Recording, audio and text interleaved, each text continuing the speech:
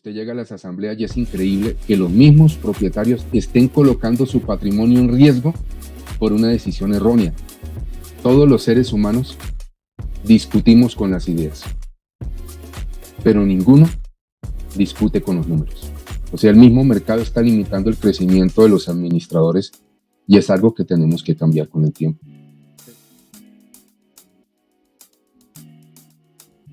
Un saludo para todos, mi nombre es José Felipe Mesa y esto es el podcast de la Fundación Esfera Azul. Hoy nuestro invitado es una persona maravillosa, no necesita presentación, pues su reputación lo precede.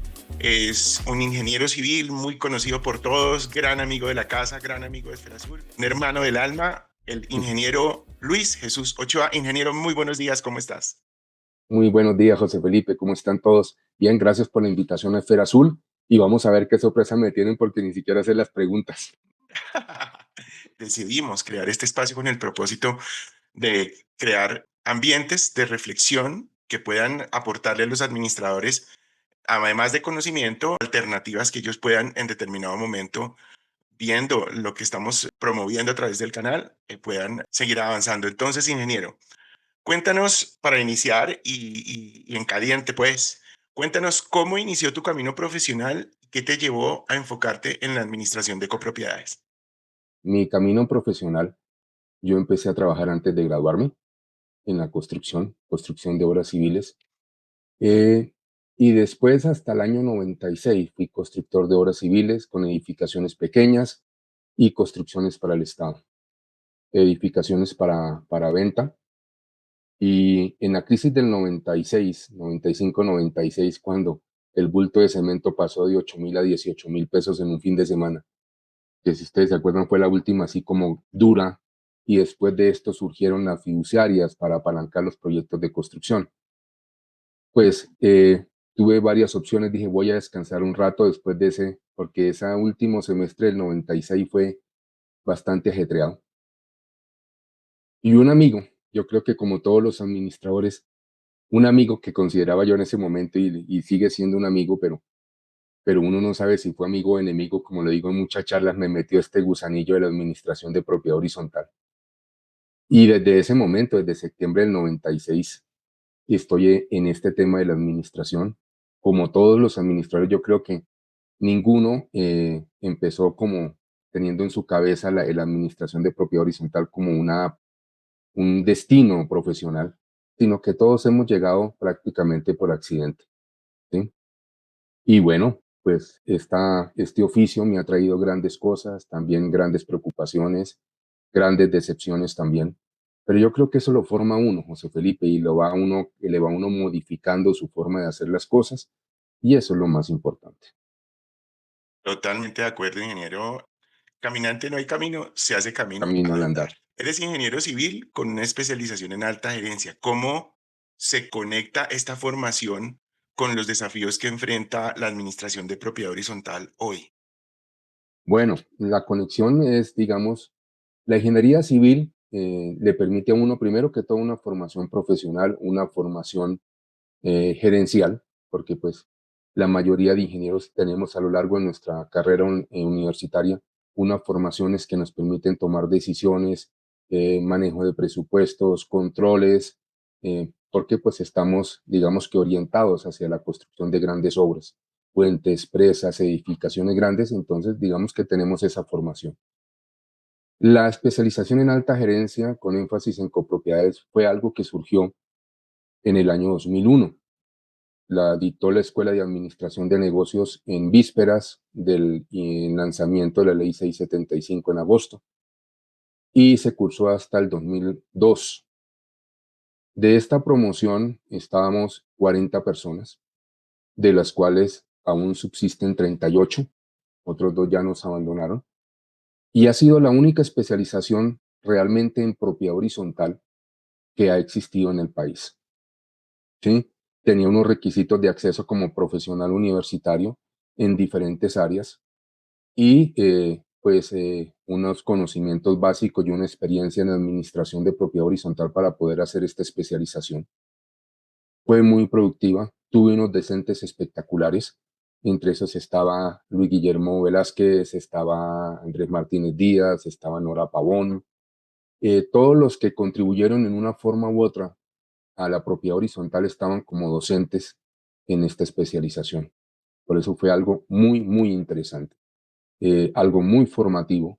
Aparte de esto, de lo normal, empezamos a ver otras áreas que en su momento no eran tan conocidas, pero nos permitió generar criterios para lo que hoy estamos viendo. La ingeniería, pues usted sabe que en un edificio hay que hacer mantenimientos. El que más sabe de esto, de los mantenimientos locativos, son los ingenieros y los arquitectos. Pues digamos que ahí empezó todo el complemento. Fuera de eso, fui constructor, ahora administración. Creo que es una mezcla, como me han dicho la mayoría de nuestros clientes a lo largo de casi estos 30 años, es una mezcla un poco compleja. Ingeniero civil, constructor y fuera de eso administrador, pues le da una visión un poco diferente de lo que es esta gestión de propiedades horizontales. Qué buen resumen. Ha sido, ha sido speaker internacional y figura activa en el gremio a nivel nacional y también internacional en Sudamérica. Has trabajado en diferentes ciudades de Colombia y en diferentes ciudades de Centro y Sudamérica. ¿Y qué diferencias o similitudes encuentras entre la gestión de copropiedades en Colombia y en los otros países de Latinoamérica? Bueno, mira, pertenecía a un gremio que en su momento fue uno de los gremios que conformó la Unión Latinoamericana de Administradores de Inmuebles, la ULAI, y fui su representante en este gremio durante 4 años. Y esto nos permitió conocer lo que tú dices, el mercado en América Latina. Fuera, digamos que el conocimiento que uno tiene cuando uno asiste como speaker, y tuve la gran ventaja con la ULAI de hacer 2 estudios con el ingeniero Salvador Sacal de México del Instituto de Administración de Inmuebles. Fuimos los que creamos ese estudio y que recopiló toda la información entre México y la Patagonia, ¿sí? De los países que eran asociados a la ULAI. Y fue muy importante conocer cosas. Mira, similitudes, los problemas son muy similares. Y ni siquiera entre nosotros, prácticamente en el mundo en general, los problemas de vivir en propiedad horizontal son los mismos. ¿Sí? Tenemos problemas de convivencia, tenemos problemas de mantenimiento, tenemos problemas de reconocimiento ante los estados, tenemos problemas con los propietarios, las mismas actitudes de los propietarios. O sea, no es muy diferente el mercado. Cambia sí la legislación y la forma de abordarlos. Por ejemplo, en México tienen 14 leyes de propiedad horizontal, ¿sí? Una por cada estado. En, Ok, en Guatemala tienen una ley muy corta, pero todo ha sido desarrollado por sentencias judiciales y por la experticia de los administradores.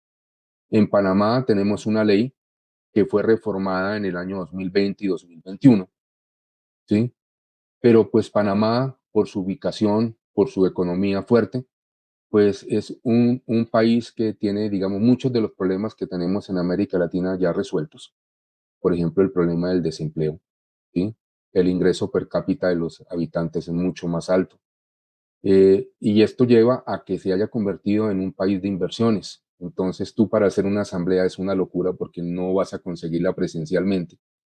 Y la ley panameña no permitía en su momento las asambleas no presenciales, entonces eran asambleas una cada 3, 4, 5 años porque no había forma de reunirlos. Entonces se hizo una modificación. Por ejemplo, en Panamá, el representante legal es el presidente de la junta directiva.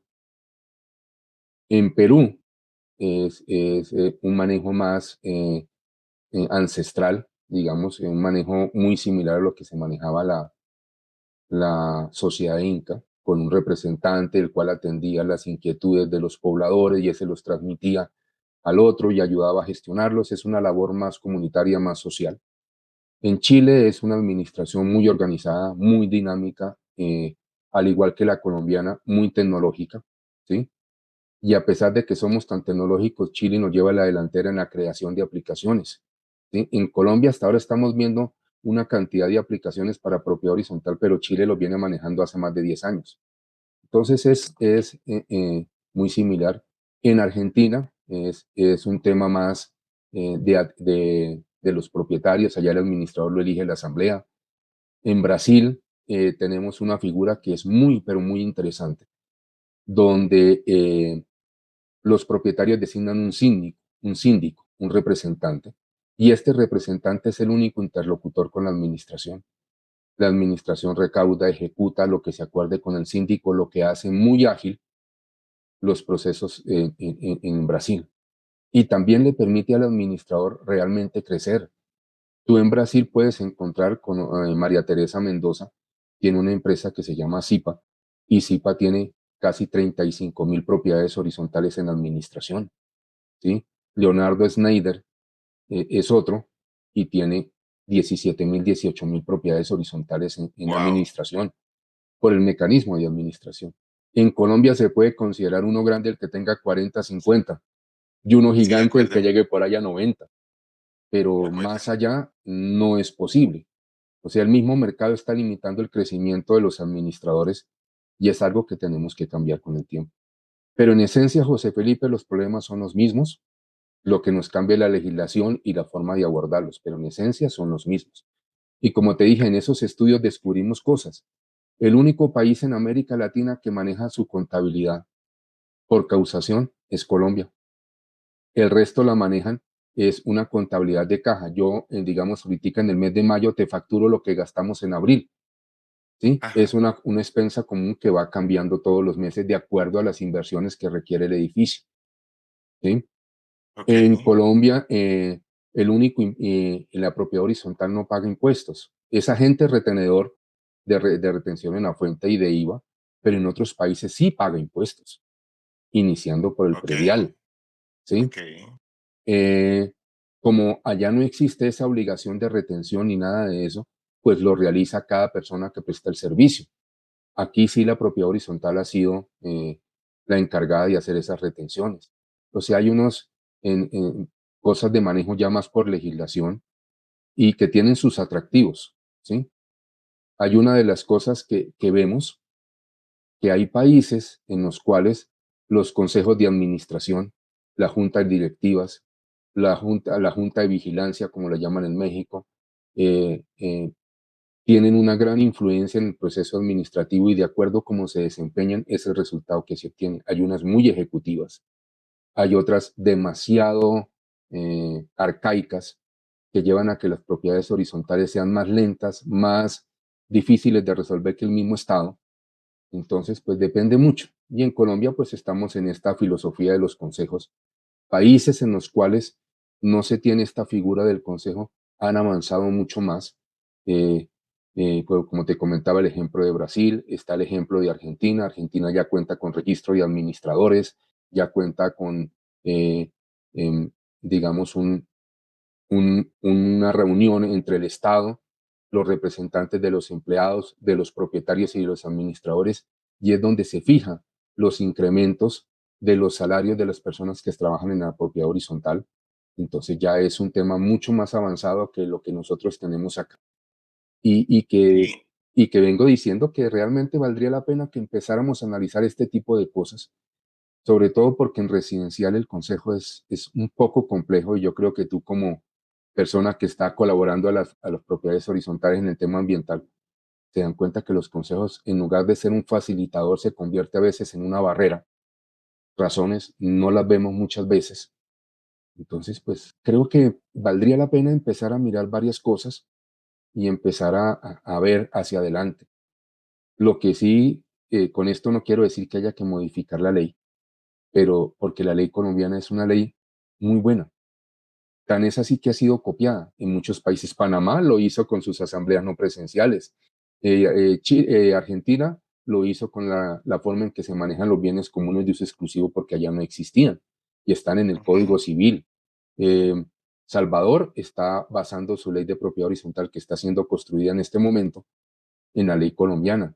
Y muchos países están tomando la legislación colombiana porque si usted se pone a mirar, José Felipe, nosotros caímos en pandemia, todos encerrados en la casa y cómo nos comunicábamos, cómo hacíamos valer esas decisiones que tomara el Consejo o la Asamblea.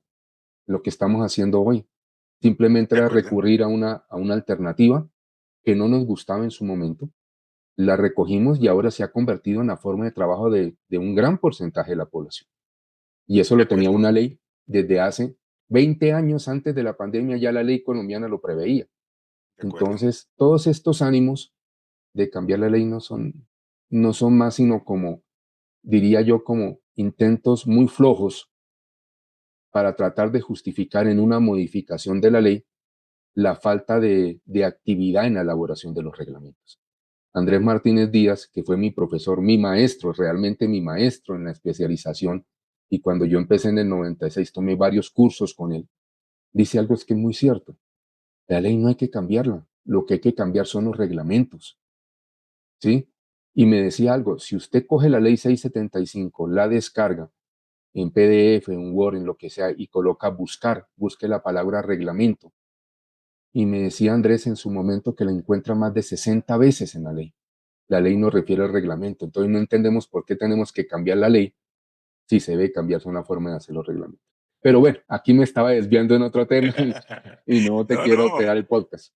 absolutamente. Es súper interesante y sobre todo porque fíjate que en ese aspecto nosotros notamos una diferencia importantísima entre la legislación panameña y la legislación colombiana para propiedad horizontal. Desde tu experiencia y teniendo en cuenta todo lo que acabamos de hablar, ¿cuáles son los errores más comunes que cometen las copropiedades en la gestión operativa y administrativa? ¿Cuáles son los errores más comunes que cometen estos equipos de trabajo de gestión operativa y administrativa en los conjuntos? Me tienes de que me lanzó por primera vez la pregunta y hacía la introducción, me tiene pensando, José Felipe, ¿cómo doy una respuesta política? Porque usted me acaba de De manera colocar, correcta. sí, sí, me ha colocado frente al paredón y me van a fusilar, ¿sí? Pero yo creo que estamos en un momento tal, José Felipe, que debemos empezar a decir las cosas. Mira, yo creo que los problemas en propiedad horizontal tienen varias aristas, ¿sí? Y voy a tratar de analizarlo muy rápido, pero miremos desde el comienzo.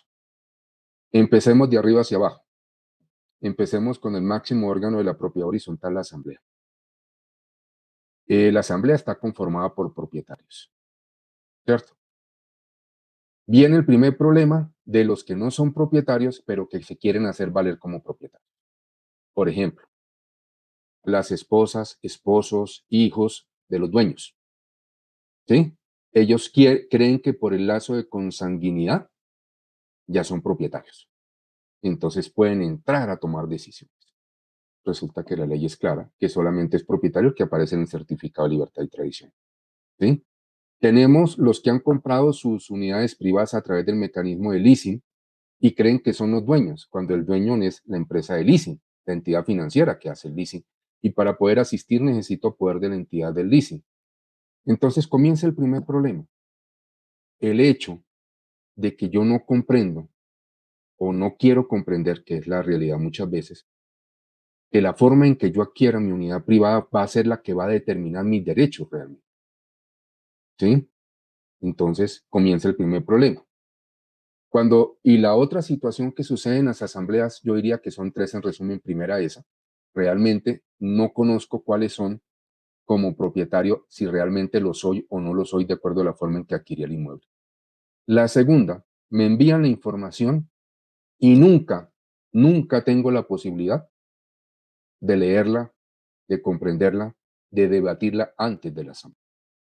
Entonces, nunca me siento a leer los informes, ni los estados financieros, ni la proyección de presupuesto, ni nada, y llego en frío a una asamblea que debe tomar decisiones a que me expliquen lo que yo no le he sacado el tiempo, ¿sí? Pareciera que los propietarios están decididos a llegar a sabotear el mayor eh, escenario que les dio la ley, que es la toma de decisiones.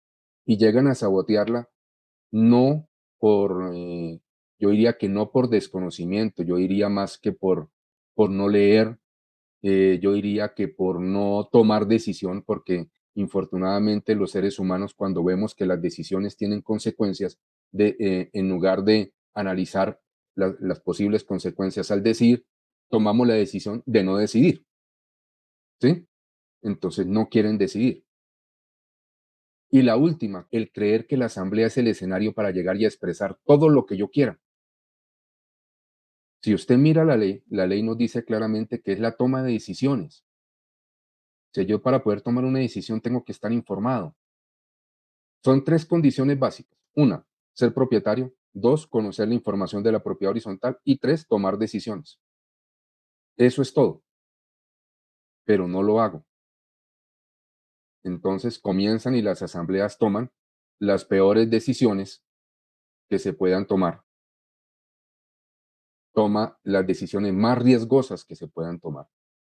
Usted llega a las asambleas y es increíble que los mismos propietarios estén colocando su patrimonio en riesgo por una decisión errónea, pero son felices tomando ese tipo de decisiones. No entiendo el por qué, ¿sí? No lo entiendo.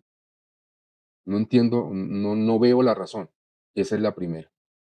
Entonces, la asamblea tiene que nombrar algo que es importante. Un revisor fiscal, que es el que lo va a representar a la asamblea en toda la propiedad horizontal para llevar el control. Tiene que nombrar un consejo donde es obligatorio. Y entonces resulta que para nombrar al revisor fiscal, siempre buscamos la más fácil. Nombremos al que estaba, pero ni siquiera hacemos realmente una valoración de qué fue, cómo fue su gestión, si fue efectiva, si no fue efectiva, ¿sí? Llega a nombrar el consejo y siempre nombra a los que más gritan, ¿sí? O el que más pregunta es el que terminan tratando de forzarlo a que se meta al consejo, porque si usted pregunta, entonces tiene que meterse en el consejo porque es que usted sabe, ¿sí? Y terminan nombrando un consejo que no tiene la capacitación para tomar decisiones. Y tiene que tomar la decisión más importante de la propiedad horizontal, nombrar el administrador. Entonces, son los consejos que buscan, no, si nos dieron un presupuesto de 1 peso, hay que buscar un administrador en 50 centavos. ¿Sí? Entonces, ¿pero qué elegimos? ¿Persona jurídica o persona natural sabiendo que el servicio que presta cada uno es completamente diferente? No, pidamos de los dos y miramos, ¿cómo comparas tú manzanas con peras? ¿Sí? Y esto se da uno cuenta en los avisos que colocan y los famosos requisitos para ejercer la administración que cogen y copian lo de la ley y el reglamento. Pero a ver, si tú vas a comprar un carro, José Felipe, ¿qué es lo primero que tienes que mostrar como vendedor? El carro. Estas son las ventajas del carro. Puede llegar de 0 a 100 en 5 minutos o en 5 segundos. Tiene tapicería en cuero, tiene aire acondicionado, tiene dirección hidráulica, tiene sensores 360. Entonces, este carro te vale X cantidad de dinero. En cambio, tengo otro que no es ni híbrido ni nada, es un carrito de los viejitos de carburación, la tapicería está dañada, la carrocería está dañada, a duras penas se mueve porque le suena hasta la pintura, este carrito vale X pesos. Nunca le presentan al administrador el edificio que va a administrar, pero sí quieren elegir un administrador a ciegas de qué es a lo que se va a enfrentar. Entonces, ¿cuáles son los mayores problemas, José Felipe? Yo creo que los problemas en la propiedad horizontal terminan siendo dos. Uno, propietarios desanimados, propietarios que no quieren participar, propietarios apáticos a tomar decisiones y simplemente se llevan y se dejan llevar por los que gritan, por los que pelean y que la historia le ha demostrado a uno que todos los que gritan y todos los que pelean tienen en cierta forma algún interés que puede ser sano, a otros no muy sanos. Eso dependerá de cada uno. Entonces, no toman las decisiones adecuadas, no quieren participar, ¿cierto? Y sobre todo eso, lo más terrible es que les importa nada lo que suceda con su propiedad horizontal. Lo único que les interesa es pagar lo menos posible. Yo siempre hago una pregunta y la hago en la asamblea. ¿Quién le dijo a usted que vivir en propiedad horizontal era barato? Sí, cierto. Nunca es barato. Mm, no, Entonces, ¿por qué supone usted que tiene que pagar lo menos posible? Eso por un lado. Y por el lado de los administradores, como hay tanta variedad de salarios, tanta variedad de salarios de pagos de servicios, tanta variedad de conjuntos, tanta indecisión por parte de los propietarios, han aparecido administradores de muchos tipos. Y siempre se elige a cuál, no al que más sepa, no al que esté más capacitado, sino al que sea más barato, exacto. al que menos cobra. Y el que menos cobra seguramente no tiene toda la formación que se necesita. Y entonces el consejo deberá entrar a apoyarlo, porque fuera de eso los presupuestos son inservibles, porque nunca han previsto. Si yo tengo una persona natural, José Felipe, que voy a contratar, debo tenerle en el presupuesto una asesoría legal para que el señor no vaya a meterlas de caminar.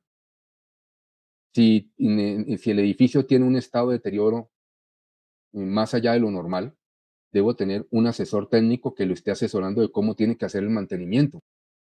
Pero no, simplemente colocamos administración, contador, revisor fiscal. Pero ¿dónde está el asesor legal para que ninguno, ni el administrador ni el consejo, se metan en problemas? Nunca. ¿Dónde está el asesor técnico para que les ayude a decir cómo se hace mejor el mantenimiento, para que los oriente, para que todo funcione? Nunca. Y cuando llegan los consejeros, no sabemos a quién cotizarle, natural o jurídico. El presupuesto se los está diciendo, pero entonces comienzan todas estas cosas. Los administradores, personas que se meten a esto, mire, he encontrado casos que ni siquiera les interesa capacitarse. Edificios que al día de hoy, José Felipe, en el 2025, ni siquiera tienen NIF, normas de información financiera.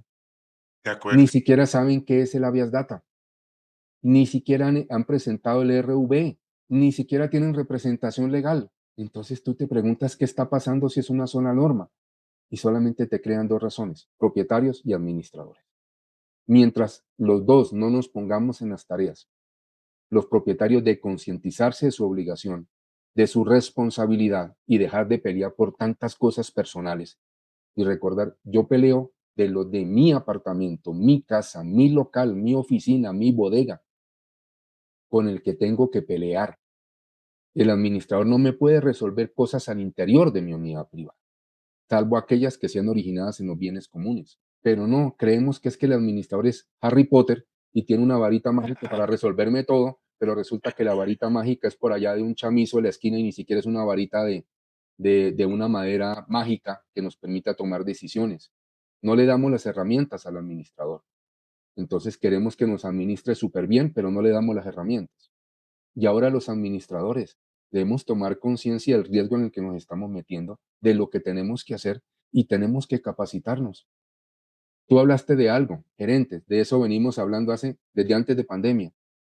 A partir de octubre se va a ver que sí somos gerentes, José Felipe, cuando salga la norma de competencias que debe tener el administrador para administrar propiedad horizontal. Y cómo fuimos catalogados los administradores como directivos y gerentes, con unas Es cierto. competencias detalladas, y entonces ahí sí los administradores van a comprender que son gerentes, los propietarios también ya hay que manejarse de una forma diferente. Por eso es que en las empresas funcionan, José Felipe. Hay una junta Sí, de acuerdo. directiva que orienta hacia dónde va, el gerente toma las decisiones y debe responderle a la junta. ¿Qué pasa cuando un gerente no cumple? Lo cambian, Así es. pero cuando están haciendo un proceso de selección de un gerente, no buscan la persona, si me gusta, si no me gusta, si sabe o no sabe, pues obviamente si estoy como gerente tiene que saber qué es lo que va a hacer. Tiene que conocer el mercado, tiene que conocer las empresas, tiene que conocer todo. Pero ¿qué es lo que le analizan a un gerente? Es un plan de trabajo. ¿Qué es lo que quiere hacer? Pero para poder hacer ese plan de trabajo hay que mostrarle lo que va a gerenciar. Pero aquí los propietarios esconden toda la información, no te dan ni una sola información y son muy pocos los que permiten una visita al edificio. Vas al edificio, bueno, déjame ver los estados financieros. No, se lo mostramos si es nombrado. ¿En qué condición estamos? No, no, no, no. Se lo mostramos cuando esté nombrado porque eso es información privada. Entonces, ¿cómo quieren contratar a un gerente que le resuelva los problemas y no le dicen cuáles son los problemas? Es algo como si fuéramos de un médico que nos duele hasta el alma. ¿Qué le duele? No, nada. Adivine a ver qué me duele y dígame cómo me quita el dolor. Es más o menos lo mismo lo que estamos haciendo con los administradores. Y creo que es hora como de poner las cartas sobre la mesa. Si Sí, quiero es un cierto. buen edificio, necesito un buen administrador. Pero para tener un administrador bueno, debo tener buenas personas en el consejo, ¿sí? Y el consejo tiene una función importante. El administrador tiene otra completamente. Y la asamblea tiene otra. ¿Cómo funcionan las empresas? Usted nunca ha visto un miembro de una junta directiva de Ecopetrol metido en la oficina del gerente de Ecopetrol diciéndole qué decisiones tiene que tomar. Él es el que tiene que responder por sus decisiones. Usted tiene que presentármelas y decirme qué decidió y explicarme el por qué y asumir las consecuencias de lo que hizo, pero no tiene que estar metido diciéndole al otro qué es lo que hace. Entonces, Sí, de son acuerdo. múltiples cosas y siempre en toda esta charla y esta discusión, y perdón que me extienda José Felipe, sale Sí, algo, no, tranquilo. el manejo de los recursos. Es que los administradores, para eso se inventaron los procesos, señores. Desde la época de los 50, 54 se inventaron los procesos. Y si se llevan todos los procesos, usted no tiene ningún problema. Para eso tiene una figura de una persona ajena, externa, que va a revisar lo que hace el administrador, que es el revisor fiscal. Entonces, ¿para qué nos inventamos procesos? Como un día que me pasó algo chistoso en un edificio, necesitamos comprar sillas rimas para un salón comunal hace muchos años. Sí, claro, llevé una cotización de quién, de RIMAX, porque pidieron RIMAX. No, es que nuestro proceso de contratación y de pedidos obliga a 3 cotizaciones. Bueno, si usted quiere sillas plásticas, le puedo traer Vaniplas, le puedo traer RIMAX y una marca Pajarito. Y usted decide. No, señor Luis, lo que queremos son RIMAX. Le dije, ¿cuántos fabricantes de sillas RIMAX hay? Uno, ¿cómo voy a traerle 3 cotizaciones? Y sale un consejero y dice, no, pues váyase a 3 distribuidores de rimas y pida 3 cotizaciones. Si las sillas valen lo mismo en cualquier distribuidor, entonces, ¿cómo piden 3 cotizaciones? O sea, esa es parte y eso es de las cosas que uno muestra de cómo se manejan los procesos y ni siquiera analizamos. Nos inventamos procesos, pero ni siquiera los llevamos a la realidad de nuestro edificio. Esto es un equipo entre propietarios y administrador. Si alguno de los dos fallas, todo se vino al piso. Es así de sencillo. Literal, Y aquí literal. estamos en una guerra. Entonces los consejeros persiguiendo a los administradores porque los administradores son unos ladrones. Los ladrones peleando con los consejeros porque los consejeros quieren coadministrar. Y así se la pasan todo el tiempo y los propietarios afuera como un circo romano viendo cómo se matan cristianos contra los leones. A ver qué es lo que... Y si alguno queda vivo, nos fascina hacer esto, ¿no? Lo que hacía el César, colocar el dedo para abajo para que sacrifiquen al que está vencido. A partir de octubre hay un cambio importante, interesante, y siempre lo hemos dicho en todos los ámbitos y ambientes y de todas las maneras posibles, de todas las formas posibles en que el administrador se pueda capacitar, debe hacerlo, Ujú, debe aprovechar todas las oportunidades que haya, digamos, esa conexión y esa unión entre diferentes administradores hace que haya un conocimiento que surge del expertise de los demás. Esa es una oportunidad excelente, pero teniendo en cuenta lo que va a pasar en octubre y desde la alta gerencia aplicada a propiedad horizontal, tiene mucho más que ver de afinar procesos ujú. y volverlos más eficientes, eficaces desde la alta gerencia aplicada a la propiedad horizontal. ¿Cómo puede un administrador aplicar principios gerenciales en su día a día que le permitan no complicarse tanto y ser más eficiente y eficaz? Mira, José Felipe, es una pregunta interesante. Te la voy a resumir en una frase. Todos los seres humanos discutimos con las ideas, pero ninguno discute con los números. Entonces, ¿cuál es el primer principio? Todo lo que se haga tiene que poderse medir. Ejemplos, Es cierto, indicadores de gestión, proyecciones financieras. Por ejemplo, ¿cuántos administradores, cuántos consejos y cuántos propietarios reciben estados financieros con razones financieras? ¿Cuál es la liquidez real del edificio? ¿Tiene liquidez? ¿Tiene apalancamiento para poderse endeudar? ¿O tiene que recurrir al endeudamiento de sus proveedores, o sea, sacrificar a sus proveedores para poder ellos subsistir? Las propiedades horizontales son entidades sin ánimo de lucro. Entonces, pero si tú vas a mirar a una asamblea, nunca preguntan cuánto se valorizaron nuestros inmuebles, sino sencillamente cuánto nos quedó, tuvimos excedentes o tuvimos déficit. Si usted tuvo excedentes, ejecutaron mal el presupuesto, porque en teoría los gastos son igual a los ingresos. Si le sobra plata, significa que ejecutó mal el presupuesto. Si le hizo significa falta que plata, hizo mal el presupuesto. sí, El administrador pudo haberlo hecho mal, pero ¿quién lo aprobó? La sí, asamblea. Entonces, el administrador hizo mal el presupuesto, la asamblea lo aprobó mal, hubo déficit. Entonces, ¿por qué nos rasgamos las vestiduras, gritamos, parecemos en una plaza pública, en una locura? Si usted mismo es responsable al aprobar mal un presupuesto, entonces, ¿de qué se queja? Esas son las consecuencias. Ahora, si usted aprobó y el administrador organizó bien un presupuesto, lo aprobó bien la asamblea, ¿cómo es posible que haya plata? Y eso, ay, sí, nos agarremos, nos abracemos, nos damos picos, felicitamos al administrador porque tuvimos excedentes. Hay alguno que se levanta a decirle, oiga, pero si usted hizo un presupuesto que los gastos son iguales a los ingresos, ¿de dónde sobró plata? ¿Qué fue lo que no hizo? Nadie pregunta. ¿Pero por qué? Porque todo se vota así como ideas. Pero exactamente, cuando usted presenta el exactamente. informe del presupuesto con indicadores diciendo, tuvimos una ejecución de tanto, una sobre ejecución en promedio en tal cosa. Esta ausencia, esta iliquidez nos hizo que no se ejecutara el presupuesto. Miércoles, estados financieros con déficit, ejecución incompleta. ¿Cuál fue la razón? Creo que 1 más 1 son 2. La plata no alcanzó. Yo les presenté a ustedes un presupuesto que significaba un incremento, no sé, 20%, y ustedes aprobaron solamente el 5%. Ese 15% que dejaron de aprobar, ahora se convirtió en un 22, 23%. Entonces, cuando tú ya Claro, les das los números a las personas, ya comienzan como que a aterrizar sus ideas, la espuma de las emociones comienza a disiparse y comienza a verse ya el líquido y comienzan a entender qué es lo que pasa. Lo primero que tiene que hacer uno es manejar los números, indicadores de gestión. Lo segundo, tener un plan de trabajo definido. Pero para poder hacer el plan de trabajo hay que hacer un diagnóstico y hay que saberlo hacer, ¿cierto? Y los planes de trabajo, cada vez que la asamblea me aprueba un presupuesto, hay que modificar el plan de trabajo, hay que ajustar el plan de trabajo y volver a arrancar. Todos los años se debe iniciar un ciclo, pero entonces seguimos en las mismas. Ay, sí, nos pidieron que arreglaran la fachada, pero no nos aprobaron despensa para arreglarla. Entonces, ¿qué vamos a hacer? Empecemos a buscar a ver cómo hacemos pañitos de agua tibia y lo que nos salga más barato con lo que tenemos. Entonces, contratamos al maestro Palustre para que se nos cuelgue en una fachada de 10 pisos para colocar una sí, pieza de ladrillo que se cayó. Pero no tenemos en cuenta que si el maestro Palustre se nos cae al piso desde el 10.º piso, se nos convirtió en un problema gravísimo para el edificio, ¿sí? El tipo no tenía seguridad social o quedó incapacitado, todo se nos volvió nada por contratar al maestro Palustre, en sí, lugar es de buscar cierto. una empresa que me haga eso. Entonces, se comienzan a tomar todas las decisiones locas.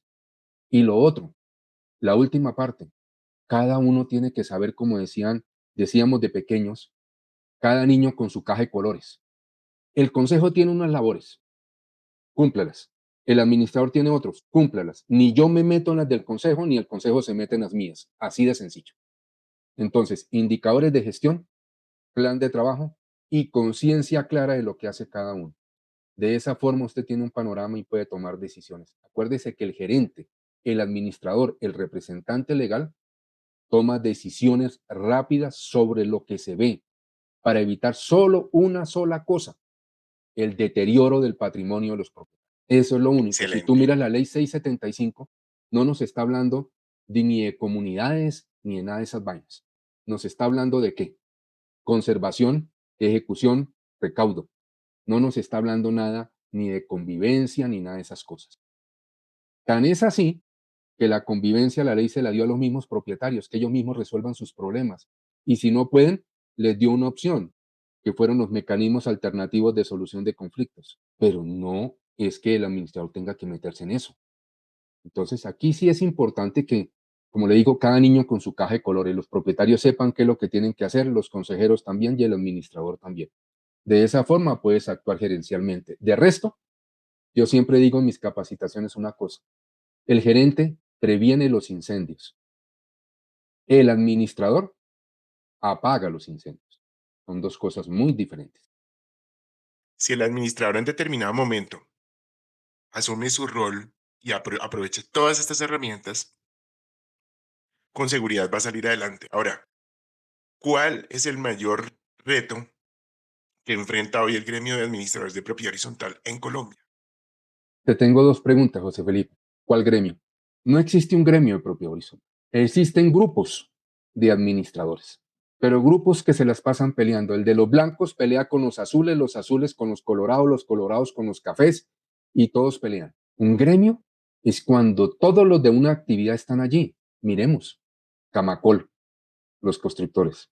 No están todos, pero están los más grandes. La ANDI, la Asociación Nacional de Industriales, están la mayoría de los industriales que mueven este país. La Asociación de Operadores de Telefonía Celular, están todos los grandes operadores. Las EPS tienen un gremio que los representan. Las empresas de servicio público, un solo gremio que los representa.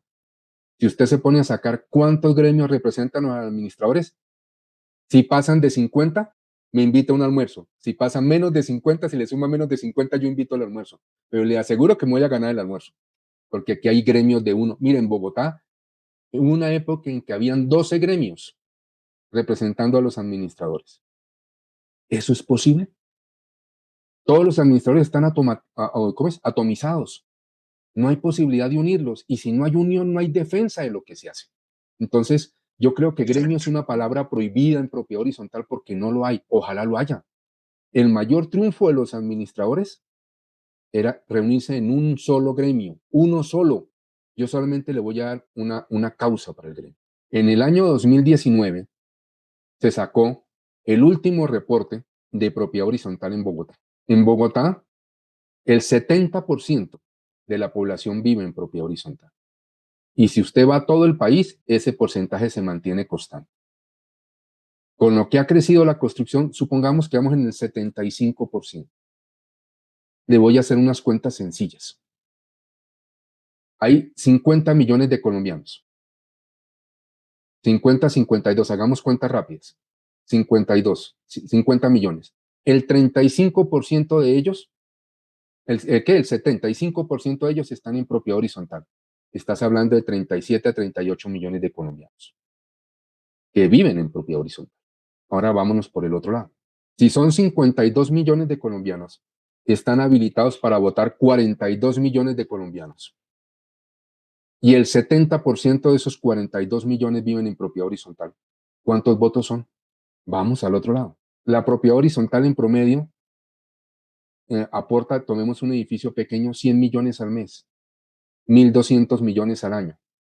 En Bogotá hay más o menos cuentas muy vagas, unos 22, 23 mil propiedades horizontales. Por 1.200 millones, estás hablando de más de 23 mil millones que se mueven en la propiedad horizontal en Bogotá. Ahora dime cuánto suma el predial de esos 23 mil propiedades horizontales.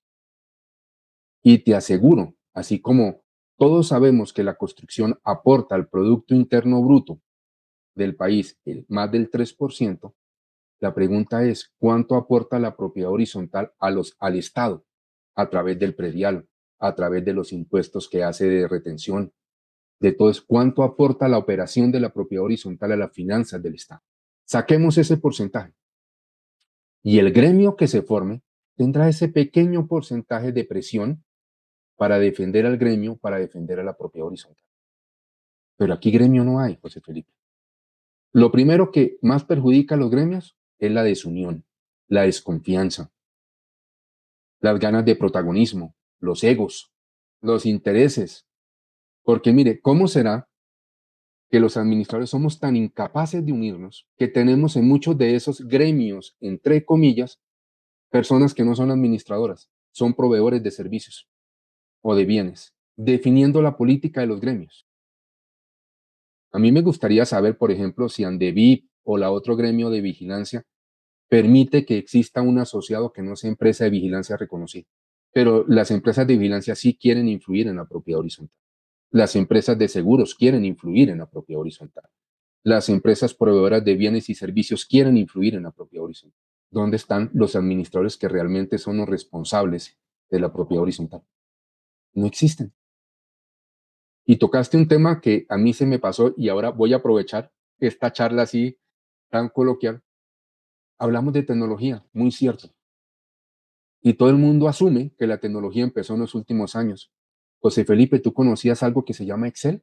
El Excel existe desde 1997, 97, 98, y ahí se pueden sacar indicadores de gestión. ¿Cómo es posible que hoy en el 2025, donde hay más de 14 aplicaciones en propiedad horizontal, que te sacan informes, te sacan indicadores de correspondencia, de visitantes, de vehículos, de accesos a las zonas comunes, de todas las cosas habidas y por haber, software contable que te sacan indicadores también? Te puedes manejar las PQRs en estas aplicaciones. Existan hoy en día administradores que pretendan administrar sin ayuda de la tecnología. Y todos ahorita pensamos que la IA es ChatGPT. Y ChatGPT fue la IA durante 2 meses, noviembre y diciembre del 2023. Ya no es la IA, ya es otras cosas. La IA ahorita es una locura. Y todos fascinados con la IA, pero descuidamos, por ejemplo, un detallito, uno de los muchos detalles que hemos descuidado todos. ¿Tú sabes lo que es BIM? B de Bogotá, I de iglesia, M de mamá. BIM. BIM es la tecnología de modelado de la información para la construcción. Y resulta que las licencias de construcción ahora se aprueban en formato BIM, no es como antes que tú enviabas los planos a la curaduría. Envías un gemelo digital, un archivo descargable, se lo envías a la curaduría y la curaduría revisa los diseños en BIM, porque ahí está el estructural, está el arquitectónico. Si vas a las empresas de servicio, ahí está la distribución de agua, la de energía, la de todo. Y resulta que en el último trimestre del 2025, fuera de lo que te comenté de las competencias, se va a presentar otro choque. Comienzan a entregar los primeros proyectos netamente BIM, lo cual implica que el administrador ya no va a tener planos, ya no va a tener manuales de uso y mantenimiento impresos. Ahí adivine dónde va a estar todo, en la plataforma BIM. Y en esa plataforma todos los proveedores de servicios, por ejemplo, mantenimiento de ascensor y bombas, tienen que realizar sus reportes. Si se hace el cambio de un codo, de una tubería, hay que colocarlo ahí. ¿Cuántos administradores manejan BIM? Entonces, estamos hablando de unas cosas re locas y la gente todavía sigue pensando que todo se maneja como los picapiedras, con cincel y piedra. Yo me acuerdo una vez que fui a preguntarle a un abogado conferencista una cosa cuando yo estaba empezando hace muchos años, en el 97, 98. Me dijo, Luis, invítame un café y hablamos. Efectivamente lo llamé, como a las 2 semanas nos pudimos reunir, tomamos un café que nos duró 1 hora y media. Y en hora y media me explicó todo lo que yo necesitaba y aún más, porque la persona que transmite conocimiento, lo que más les gusta es transmitirlo y no tiene ningún problema en sentarse contigo y explicarte las cosas. Pero nosotros queremos es que nos lo resuelva en un escenario delante de todo el mundo y que nos dé una respuesta mágica. Tenemos que tomarnos el tiempo para buscar el que sabe, ubicarlo, pedirle el favor y le aseguro que todos le van a dar una guía. Y si la cosa es tan compleja, le van a decir, mira, esto requiere una asesoría, esta asesoría tiene un costo. Cuando quieras, con todo el gusto, te ayudo y te resuelvo el problema de fondo. Pero si es algo muy sencillo, te lo van a resolver. Pero yo no entiendo por qué los administradores quieren todo gratis. Todo. Yo fui administrador y fui a muchos congresos, nacionales e internacionales. A mí me tocaba pagar las boletas, me tocaba pagar los tiquetes, me tocaba pagar el alojamiento, comida y todo. Y por política personal siempre viajé con mi esposa. Entonces era de los dos. Me tocaba invertir en mi preparación, en mi capacitación. Luego tuve la fortuna de que me escogieran para dictar charlas y lo hago. Pero los que han estado en mi charla se dan cuenta, terminamos la charla, nos vamos a un lado y les explico todo. Y si quieren les digo, me llaman. Y me llaman, me escriben y yo les ayudo a resolver las cosas. Uno no tiene ese problema. Pero el tema es que queremos todo gratis, no nos queremos preparar y asumimos que existe un gremio. Esas son las tres cosas que impiden que esto progrese. ¿Sí? Que no veo hacia dónde haya solución, José.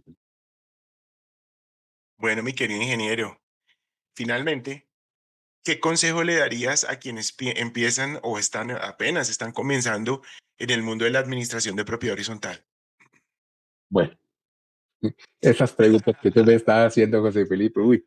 Bueno, mira, lo primero que le diría a alguien que está empezando, le voy a proponer una cosa. La primera pregunta es averiguar. La primera cosa es averiguar. Y yo le diría, mire, escoja un día cualquiera. Váyase a un sitio donde usted esté tranquilo, esté calmado. Siéntese y piense si sabe en qué se está metiendo, si tiene las competencias para hacerlo. Por ejemplo, tengo la capacidad de resiliencia, tengo la capacidad de control, tengo la capacidad de expresarme, tengo la capacidad, la más importante de todas, de decidir, de tomar decisiones. No necesito que nadie me esté susurrando. Con mi capacidad y mi conocimiento, tomo la decisión más acertada. Si usted a todas las respuestas dijo que sí, listo, ya tiene el primer paso para ser administrador. El segundo paso, tome una formación básica donde le enseñen cómo son todas las áreas de la administración. Usted va a ver el área administrativa, operativa, financiera, legal, de seguridad y la de convivencia. Usted va a ver todo. Y después de eso, la primera cosa que hizo que fue analizar. Ahora, aprender. Coja el análisis y el aprendizaje y diga, sí, definitivamente esto es lo mío. Y después viene la tercera etapa, que es con mi análisis, mi aprendizaje, Tengo ahora que diseñar. Tengo que empezar y sentarme a diseñar cuál va a ser mi mecanismo de administración. Empiezo diseñando mi imagen, mi marca personal o mi marca corporativa. Tengo que diseñar mis procesos.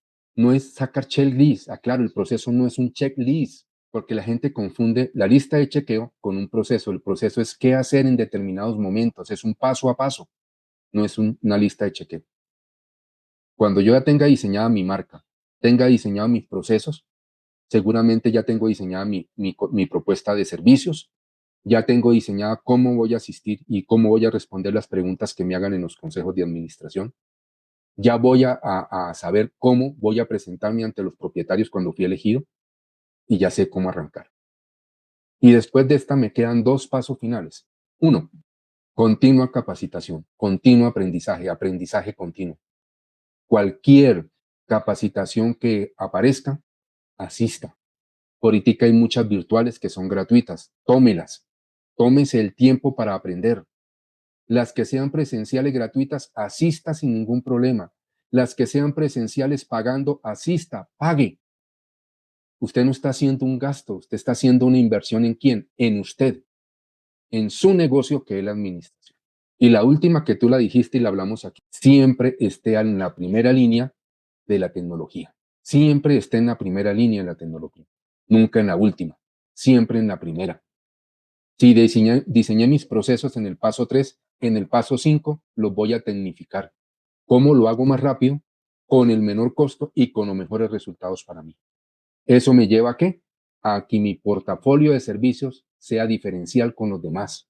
Pero si yo olvido alguna de estas 5, no voy a crecer en esto.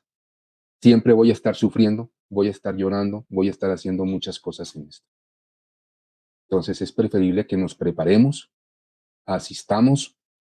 Si no entendemos, mire, ¿sabe por qué es tan importante? Les voy a decir un tip o una recomendación de lo que yo hacía y de lo que hago aún todavía. Iba a los congresos en donde fueran, en el país que fueran, en la ciudad que fueran, terminaba una charla, buscaba al conferencista y le decía, mira, soy administrador, llevo tantos años, pero me he dado cuenta con lo que usted habló hoy que me hace falta aprender. ¿Será que usted me puede compartir su información, su teléfono, y le puedo preguntar algunas cosas que me quedaron de dudas? Le aseguro que el 100% le van a dar el número donde se puede contactar con ellos y todas las cosas. Y comienzo a hacer una red de amigos, de personas a las que le consulto, que me pueden ayudar con experiencia, a decirme tal cosa, hágalo así que le puede salir mejor. Y tomar esos consejos. No es comenzar que les den un consejo, pero ¿será que sí? No, pero es que él me dijo que lo enviara esa información por correo. Yo mejor la sigo imprimiendo porque es que en ese edificio hay muchos viejitos y mejor la imprimo y la sigo así. Entonces, ¿para qué llamó a la persona que lo podía asesorar si usted no va a hacer lo que le dijeron? La persona no se le está diciendo por hacerle mal, le está haciendo es por hacerle un bien y ayudarle. Y le aseguro que cuando usted haya ido a tanta formación, ya los mismos capacitadores lo conocen y lo van a invitar a que esté en ese grupo, así como tuve yo esa gran oportunidad de sentarme con todos los que están dictando charlas después de los eventos a debatir temas. Lo más chévere de los congresos es lograr uno estar con las personas que estuvieron ahí dictando las capacitaciones y discutiendo los temas y compartir mi punto de vista y aprender de esas charlas con esas personas que comparten el conocimiento tan libremente y sin restricción alguna. Se aprende muchísimo. Hay cosas que uno dice, no, yo no soy capaz de llegar allá, yo lo hago así, listo, hágalo como usted quiera, pero enfóquese hacia dónde va. Eso es lo más chévere de todo esto. No es ir a la rifa, no es ir al baile, no es ir a una cosa. Al cóctel. Mira, cóctel no, es sentarnos con ese de pronto con un café o de pronto compartiendo una cena y sentarnos a hablar de algo que no nos gusta, de lo que nunca hablamos los administradores, de propiedad horizontal. Nunca hablamos de propiedad horizontal, ¿cierto? Desde que nos despertamos hasta que nos acostamos, eso en nuestra mente. Pero harémoslo con gente que tal vez tiene otras experiencias y nos puede ayudar, nos nutre, y eso nos sirve. Eso serían las recomendaciones que yo le haría, José Felipe. Excelente.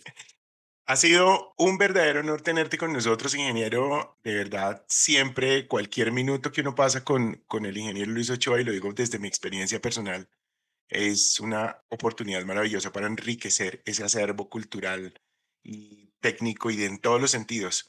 Tu mirada estratégica, tu experiencia gremial, tu pasión por dignificar la labor del administrador nos dejan valiosas lecciones y es una invitación clara. Evolucionar con propósito y con profesionalismo, esencialmente, Exactamente, tú lo acabas de es resumir tal cual, tal tal cual. cual. Gracias por acompañarnos en este espacio pensado para informar, conectarse e inspirar a quienes están al frente de la propiedad horizontal, los administradores. Y gracias por tu tiempo, gracias, ingeniero, por dedicar esta horita, porque fue una hora muy provechosa a contarnos y a responder estas preguntitas que esperamos te hayan gustado mucho. No, las preguntas interesantes, José Felipe, muchas gracias. Y de verdad, lo que resumiste es lo que buscamos, hay que evolucionar con sentido, con orientación. No podemos seguir dando palos de ciego. Y realmente Así es, invitar a todos los colegas, mire, la administración de propiedad horizontal es algo tan apasionante, tan que te nutre tanto, pero hay que recibir muchos golpes para llegar a ese punto, ¿sí? Es importante que lo hagan, pero yo no solamente invitaría a los administradores, yo invitaría algo más, José Felipe, a los propietarios, a los consejeros. Mire, ahorita hay especialización, hay formaciones, capacitaciones para especializadas para consejeros. ¿Por qué no asisten? El hecho, el sentido común es importante en todo lo que hace el ser humano, pero no es lo único.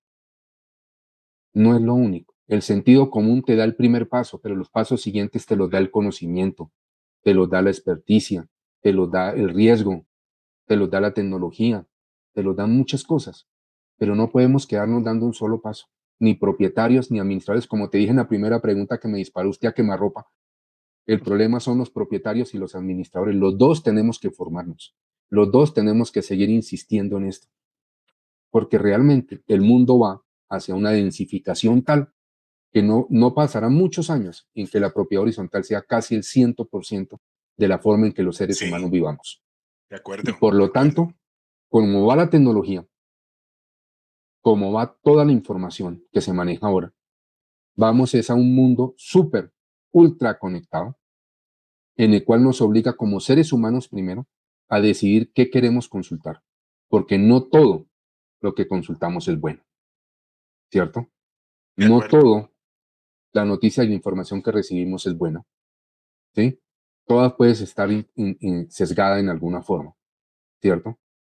Yo, ¿qué les diría? Es importante que haya una renovación, ¿sí? Porque muchos ya estamos en el último kilómetro de este proceso. Hay otros que están en el primer kilómetro. Lo más importante son los que vienen a los 2 kilómetros de ese punto donde vamos a llegar todos, son los que tienen en este momento que empezar a hacer ese relevo. De tal forma que cuando los que estamos en el último kilómetro lleguemos a la meta, a los otros les falta todavía 1 kilómetro y seguir.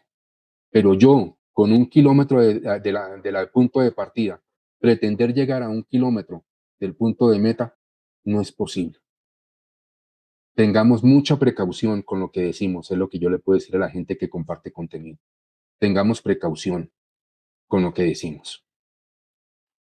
Si no tenemos, yo le diría una cosa es el conocimiento, otra cosa es la experiencia.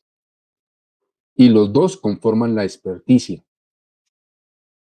Solamente podemos transmitir el conocimiento de lo que tenemos experticia, es decir, conocimiento y experiencia. No podemos ponernos a hablar solo del conocimiento, porque seguramente llegará un día en que alguien que se basa en la experiencia nos va a volver ropa de trabajo. De acuerdo. Entonces, si empezamos y estamos en ese primer kilómetro, tratemos de adquirir esa experticia, esa experiencia. Hay que hacer la renovación. Es el momento en que hay que empezar a hacer la renovación, pero hay que hacerla con conciencia, como tú dijiste, con un objetivo, con una meta. Y a todas las personas, escuchemos todo lo que haya, pero analicemos todo. Todo hay que analizarlo, todo hay que confrontarlo, todo hay que confirmarlo. Confrontación no es pelear. Usted me dijo que la asamblea era con el 50% o mitad más uno. Vamos a la ley. Sí, mitad más uno. Efectivamente tenía razón. Hay unas asambleas del 70%. ¿Cuáles son? Ah, son estas. Ok, ya entendí que sí, sí tienes razón. No, dijiste algo que me dejó bastante, o sea, y esto va para otro podcast, la Cuando quieras. densificación. ¿Ah? ¿Les qué? La densificación. Sí, Wow, cuando quiera, esa es José una Felipe. visión de futuro así, ey, para allá es que vamos y hay que prepararse es para eso. A eso. Entonces, ingeniero, nuevamente muchísimas gracias. No, a Nos ti. vemos el próximo 17 de mayo, de 8 de la mañana a 5 de la tarde. Vamos a tener el bootcamp, el primer bootcamp IAPH 360. Esperamos que esta actividad se convierta en un espacio donde nos vamos a seguir reuniendo grupos de regular tamaño para aprender muchísimo y para compartir experiencias de muchas personas que tienen mucha expertise para el 17 de mayo y espero que siempre. Claramente vamos a tener al ingeniero Luis Ochoa con nosotros a nuestro speaker de cabecera, porque no, es imposible hacer esto sin contar contigo. Y a Gracias. todos, muchísimas gracias. Nos vemos el 17 de 5 a 8. Ya hicimos confirmación, reconfirmación. Esperamos que todos tengan una excelente experiencia y por hoy terminamos. Fue un capítulo maravilloso donde sé que lo van a aprovechar muchísimo y de aquí vamos a sacar material para hacer nuevos capítulos hablando de estos temas. Gracias a todos por seguir este canal, por seguir acompañándonos. Recuerden, aquí abajo van a encontrar para suscribirse. Suscríbanse, le clic a la campanita para que cuando subamos material nuevo les llegue la notificación y usted esté actualizado. La idea es siempre estar hablando de temas actuales y reforzando conocimientos. Y como les decía, es un espacio pensado para informar, conectar e inspirar a quienes están al frente de la propiedad horizontal. Dios los bendiga. Muchas gracias por su tiempo. Nos vemos en la próxima. Hasta pronto. Chao. Chao.